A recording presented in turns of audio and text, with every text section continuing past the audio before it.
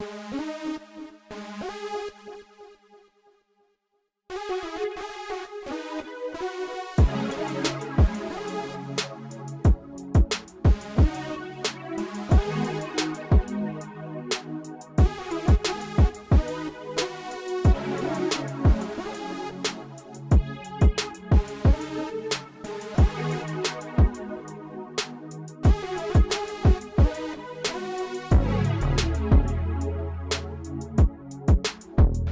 right, here we go. Come on, get fired up from the inside out. Welcome to another episode of FTIO number 39, y'all. Yup, number 39. 39 videos in 39 weeks. And today I'm gonna do it a little different. As you can see behind me, I got the beautiful waters of the Dominican Republic. Yep, the Dominican Republic here in Punta Cana. Now, the reason we're out here, the reason I'm out here is a very, very special reason. I am gonna be celebrating 10 years of marriage this week. Yep, 10 years of marriage with my hashtag, my beautiful wife, Danielle.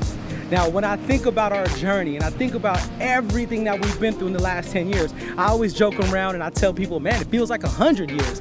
And I don't say that because I'm trying to clown or make fun, but what I say that because we've been through so much in our life, so much in our marriage, it feels like 100 years, meaning like we've traveled so many places, we've been through so many different experiences, all of the joys, all of the sadness, all of the pain, all of the sorrow, and just growing together, growing as individuals and growing as a unit. So when I think about marriage and I think about all relationships, right, this is my message for you today. My message for you today is this: great things take time. Let me say that one more time. Great things take time. Right, you hear that saying all the time, right? Rome wasn't built in a day. When you think some of the most beautiful masterpieces, it didn't just happen overnight. I mean, the thought was there, the heart was there, the effort was there, but it didn't happen overnight. It's gonna take time. So I asked my wife today, I said, well, babe, what would you say to a married couple or even to anyone in a relationship that's trying to really make it last or go long? And so the two pieces of advice she gave, and this is 2 out of 3 principles I'm gonna give today. The first one she said is patience.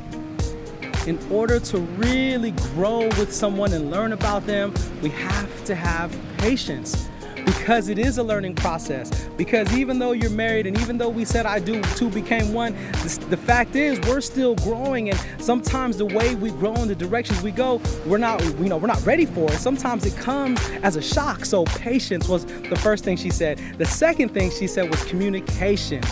Yes, patience and communication. So when things start to happen and changes come up or life starts to hit you in the face, right, most importantly, number 1, be patient. And number 2, communicate effectively, communicate healthy. And we were talking about different ways of communication. Even in your body language, your nonverbal communication, we know how that goes, right? Get the silent treatment, get the attitude, all that type of stuff. You know what I'm talking about, especially if you're married or even in a relationship, right? So when we think about those 2 factors right there, those 2 principles, right? Being patient, number 1, and number 2, communication.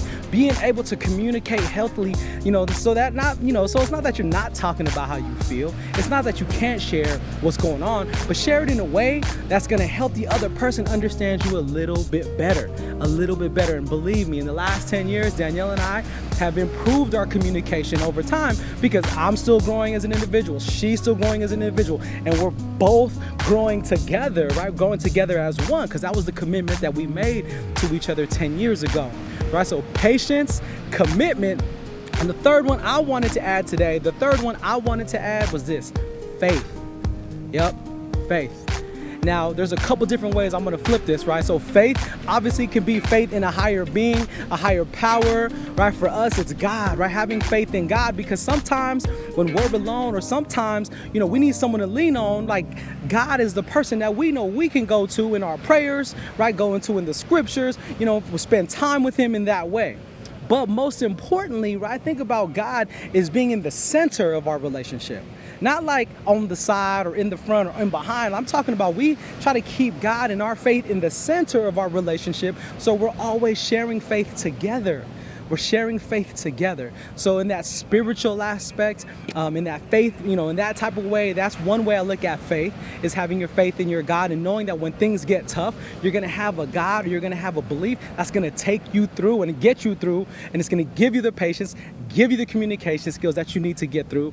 And then the other way I look at faith is really simple, right? Faith in each other. I'm going to say that one more time. Faith in each other. See, I don't believe marriage to be easy at all. I believe it's actually one of the hardest commitments two people can make. But what I will say is, when you make that leap of faith, or when you take those vows, when you make that commitment, know that there's going to be a level of faith that you're going to have in your partner. There's going to be a level of faith that you have to have that is going to, learn, that's going to actually help you get through whenever times are getting really tough.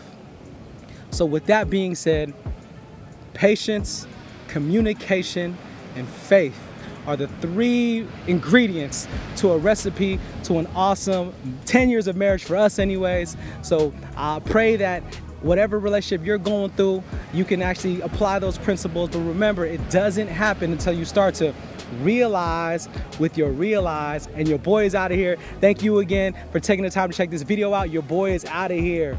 Peace.